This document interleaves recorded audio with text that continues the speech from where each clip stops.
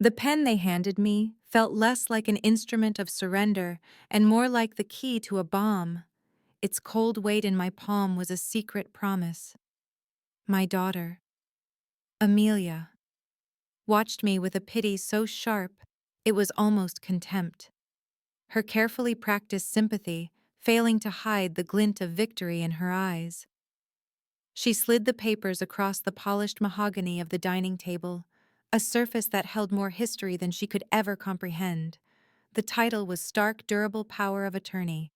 4 words to erase a lifetime. It's for the best. Mother, she said, her voice a smooth, rehearsed balm. We just want to simplify things for you. Beside her, my son Marcus stared at a knot in the floorboards, a silent, hunched accomplice to his sister's corporate takeover of my life. He was present, as always, but never truly there.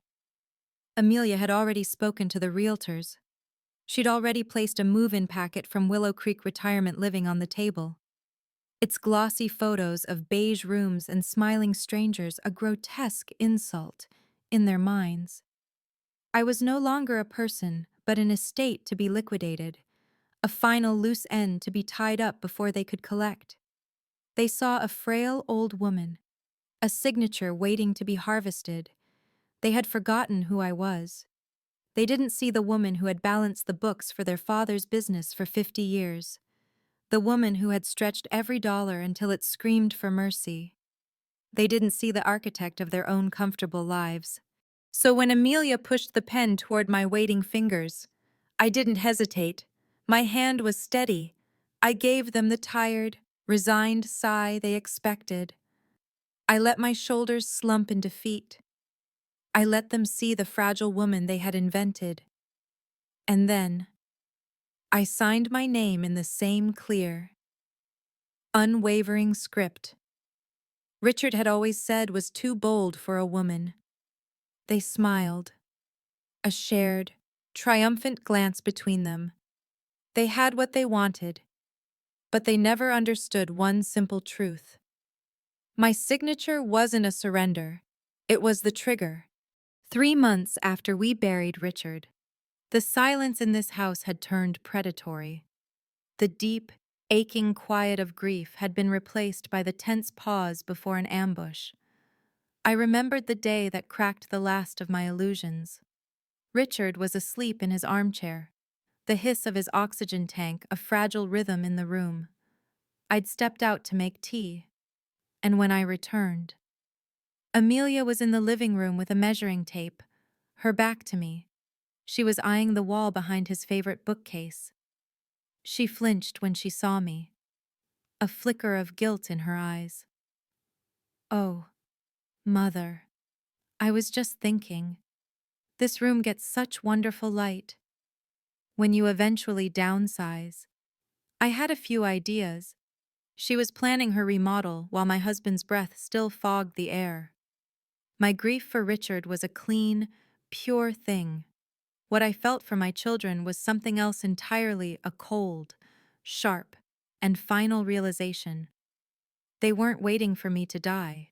They had already decided I was gone. My sacrifices for them played like a grim newsreel in my mind. Amelia's artisanal wellness brand, a venture that collapsed under the weight of its own pretension, had been funded by the sale of Richard's cherished rare coin collection. He'd spent a lifetime gathering them. I still remembered the weight of the velvet pouches and the cold, dismissive look of the appraiser. "It's just a thing, Clara," Richard had said, his hand over mine. "She's our daughter." Amelia never called it a loan again. When I brought it up a year later, she'd rolled her eyes. "Think of it as an investment, Mother. Some just don't pan out." And Marcus, his face grinning from a photo on the mantel in front of his first house. We'd taken a second mortgage to fund his down payment. 6 years of no holidays and mended shirts. We thought we were giving him a foundation. A week after Richard's funeral, he called, his voice laced with false concern. "Mom, with the medical bills and all, I just hope there's enough left for you." He wasn't worried about me. He was watching his inheritance shrink. That night, after the echoes of their visit had finally faded, I went to Richard's study, the scent of old paper and leather wrapped around me like a familiar ghost. I didn't turn on the lamp. My fingers knew the way. I knelt before the fireplace, a place of warmth and memory, and felt along the hearth. My thumb found the edge of the third brick from the left. It was loose, just as he'd shown me decades ago. For rainy days, he'd whispered, a twinkle in his eye, or when the vultures start to circle. The brick came away silently, revealing a small, hollow space. Inside was a single cream envelope. My name was on the front in Richard's steady, confident hand. I opened it. The note was brief. Not a farewell, but a battle plan. My dearest Clara, if you are reading this, then they have forgotten who you are. They see the garden, not the architect. They were always dazzled by the flowers. But you, my love, you were the one who knew where the roots ran deep. They don't know about the orchard fund. Call Alistair. It's time to show them the real blueprint. He had not left me comfort. He had left me a strategy. The next morning, the vultures proved him right. I called the bank to make my small monthly transfer to Sam for his university textbooks. I'm sorry, Mrs. Caldwell. The teller's voice was professionally flat. We can't authorize that. There's a hold on the account. My grip tightened on the receiver. A hold I didn't place one. No, ma'am. It was placed this morning by a Ms. Amelia Caldwell. She cited concerns about potential elder fraud and requested that any withdrawals now require her verbal approval. Elder fraud. The language of protection. Twisted into a cage. The $10,000 for her failed brand was family support. A few hundred for my grandson's education was suddenly a liability. She was already acting like she had the power she was trying to steal. Later that afternoon, another blow. Bill, our handyman for 40 years, showed up, twisting his cap in his hands. He couldn't meet my eye. Afternoon. Mrs. C, he mumbled, got a strange call this morning. From your Marcus. He cleared his throat. Told me to start sending all future invoices directly to him. Said you've been getting a little forgetful with payments lately. They weren't just seizing my assets, they were rewriting my identity, painting me as a confused, incompetent old woman to anyone who would listen. David, the boy who cried when his hamster died, was now assassinating my character with a quiet phone call. Thank you for telling me, Bill, I said, my voice even. You'll continue sending the invoices to me, just as you always have. He nodded, a wave of relief washing over his face. That was all the proof I needed. I walked back into Richard's study, but this time I went to the old Rolodex he stubbornly refused to throw away. I found the card Alistair and Sons, legal counsel. Beneath the printed name, in Richard's pencil, was a single word, architect. I dialed the number from memory. A crisp voice answered. This is Clara Caldwell. I said, please tell Mr. Alistair the orchard is ready for harvest. There was no confusion. One moment. Mrs. Caldwell. A pause, then a familiar, dry voice.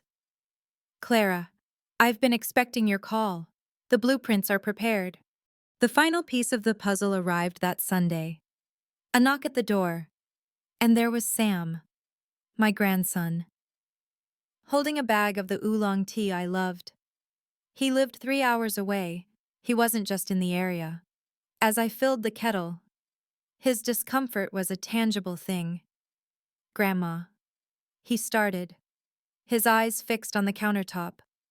I don't want to get in the middle of anything, but I overheard Mom talking to Uncle Marcus. She's pushing really hard about the house, the accounts. She sounds so sure of herself, like it's already done. He finally looked at me, his eyes a reflection of his grandfather's. Just, please be careful. And then he hugged me. A real hug. his arms strong and sure around me. "I love you," he whispered into my hair. In that moment, I knew. The best of Richard hadn't died. It had simply skipped a generation. The Orchard Fund wasn't just a shield. It was a legacy. And now I knew exactly who it was for. The next morning, I was in Mr. Allister's office. It wasn't a place of counsel. It was a vault of secrets, walled in dark wood and smelling of old ink and the kind of time that doesn't tick, but accrues. He was as I remembered him, a man built of sharp angles and ironed shoelaces, who dealt in facts, not feelings. He didn't offer condolences. He offered a plan. From his desk drawer, he pulled 2 stacks of paper. They looked identical, heavy, legal, and final. "One is a sword," he said, his voice dry as parchment. "The other is a stage prop." He tapped the first stack. "The Orchard Fund Irrevocable Trust Activation. Every clause Richard and I designed over the last decade to be a fortress." He then pushed the second stack forward. "And this is the decoy, a declaration of family legacy." It sounds impressive. It says absolutely nothing of substance, just sentimental nonsense about transitions and honoring the past. It's perfect bait. I allowed myself a small, cold smile. "She won't read past the title." I said, "She already thinks she's won." When I got home, I made the call. "Amelia, dear," I began, letting my voice waver with just the right amount of imagined confusion. "You're right. It's all a bit much for me. I think I'm ready to sign." The silence on her end was a brief, sharp intake of breath, the sound of a predator sensing victory. "Oh, Mother," she gushed, the false compassion dripping from every word. "That's such a relief. You're doing the right thing, the sensible thing." "I'd like to do it Thursday," I said. "Here, at the house. Mr. Allister can join us. An old family friend, just to make sure everything is proper." That sealed it. To her. Allister was a relic from her father's era, a harmless fossil to be humored, not a threat who could dismantle her world with a single clause. "Of course," she said brightly. "I'll bring a mobile notary. We'll get it all wrapped up, neat and tidy." She was walking straight into the trap, bringing a state-sanctioned witness with her. After I hung up, I called Allister. She took the bait. "Good," he said. "Now for the final move." That afternoon, he made a small, clean wire transfer, $100,000 from my visible savings account into a new, numbered subaccount titled Orchard Fund, Subaccount 001. It wasn't the money that mattered. It was the digital timestamp. It was the irrefutable, legal proof that the trust was active and funded before Amelia ever walked through my door with her papers and her pity. It was the checkmate they would never see coming. The final day of waiting was the hardest. The house was still, the air thick with anticipation. My children, however, were already celebrating. That evening, I saw an email Amelia had sent to Marcus, which he had carelessly left open on his tablet during a previous visit. The subject line was simply Thursday. The message was a checklist of "Greed tomorrow 2 p.m. at the house. Mom's signing everything. Allister will be there, but he's harmless. Already spoke to Brenda at the realty office. Listing is in motion. Grab anything you want from the attic this weekend." The house wasn't my home. It was real estate. My life was a line item in their portfolio. Then the phone rang. It was Amelia. Her voice too cheerful. "Just wanted to check in before tomorrow. I'm so glad we're finally wrapping this up. It will be such a relief for you." She paused. "Oh, and I brought a few brochures from that lovely retirement place, Willow Creek. I actually spoke with the director and we've already put a temporary hold on a 1-bedroom for you. It's got a great view of the parking lot." She said it like she had done me a favor, like she had gifted me a cage with a view. She had chosen my new home, scheduled showings for my old one, and blocked off a small, tidy room for my future, all before a single document had been signed. I looked around the living room. at Richard's chair, at a life she was so eager to erase. "That's very thoughtful of you, dear," I said, my voice a perfect imitation of a grateful, fading old woman. "I look forward to seeing it." She heard surrender. She had no idea she was hearing the closing of a trap. Thursday arrived with a sharp, smug sunlight that lit up the dust motes dancing in the dining room. It was a beautiful day for a betrayal. At 2 p.m. sharp, Amelia's car crunched over the gravel, too fast and too loud. She strode through the door in a severe pantsuit, her heels clicking on the hardwood like a judge's gavel. Behind her, Marcus shuffled, his eyes downcast, already looking like a man regretting his choices. Trailing them was the notary, a woman with a polished, neutral face who looked at me not as a person, but as a signature to be processed. Without asking, Amelia took the seat at the head of the table, Richard's chair. She laid her papers down with the finality of a verdict. "Well," she said, her voice like syrup over steel. "No need to draw this out. I know this is hard for you, Mother, so we'll keep it quick." She slid the durable power of attorney across the table. "Time to sign." I reached for the pen. My hand trembled, just slightly, not from fear, but from the slow, steady burn of adrenaline. Just as my fingers touched it, Mr. Allister cleared his throat, a dry, loud sound that sliced through the tension. "Clara," he said, his voice slow and meandering, "before you sign that, I believe I've misplaced a small memo. Something about the rose bushes Richard was so particular about." Amelia let out an exasperated sigh. "Rose bushes? Seriously, best to keep things tidy," Allister said blandly. He opened his briefcase and shuffled a few pages. "Ah, here it is." In one smooth, almost invisible motion, he placed a single sheet on top of Amelia's document.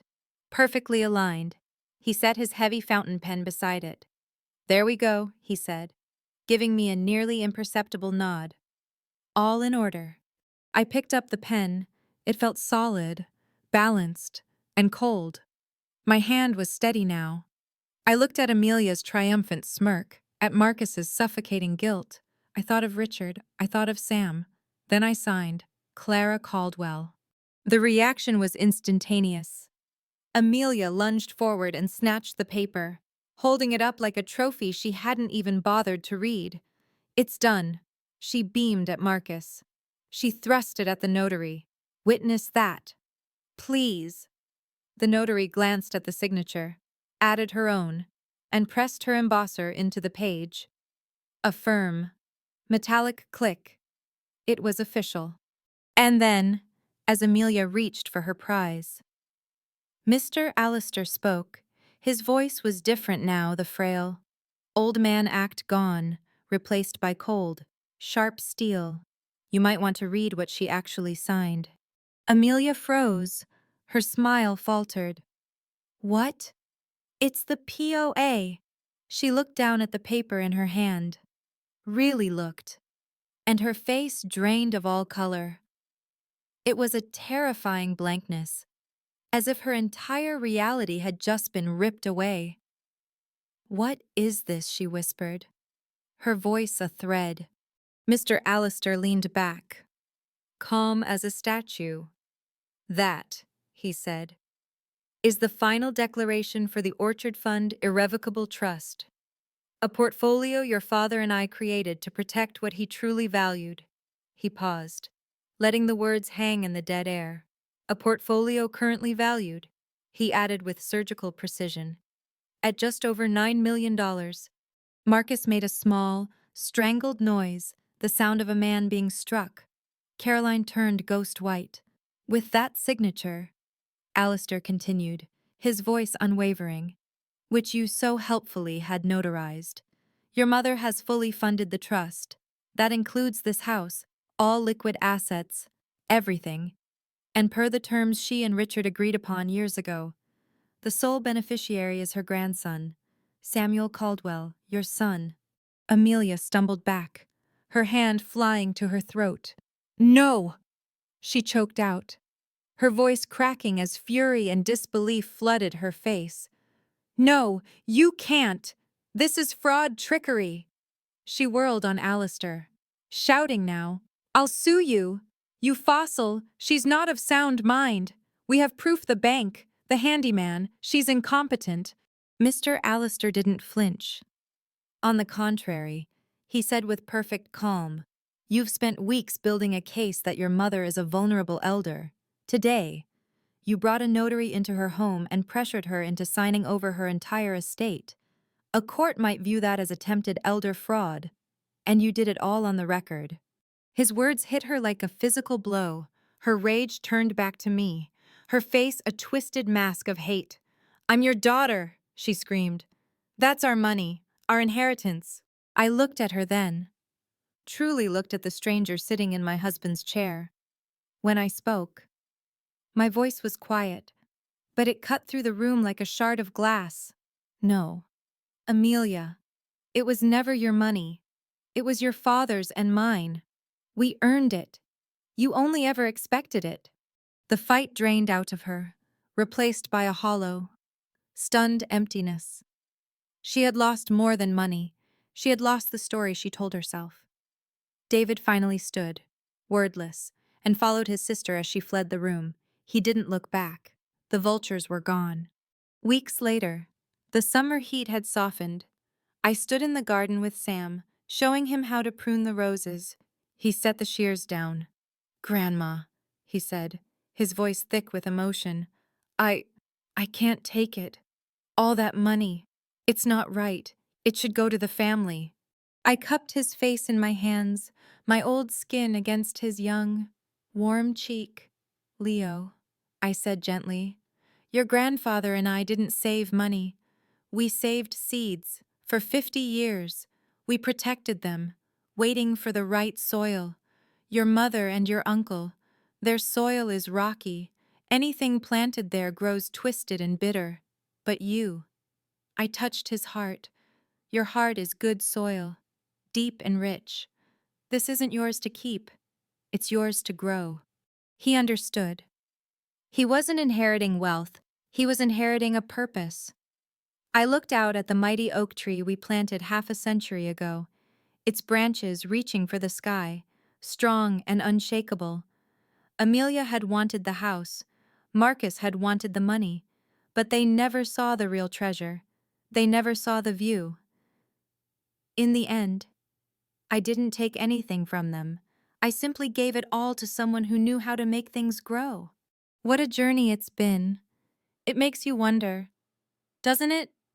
What would you have done when the people you love most try to erase you? How do you fight back? Let me know your thoughts in the comments below. And if stories about finding strength when you feel invisible resonate with you, please subscribe and join our community. You are stronger than you think.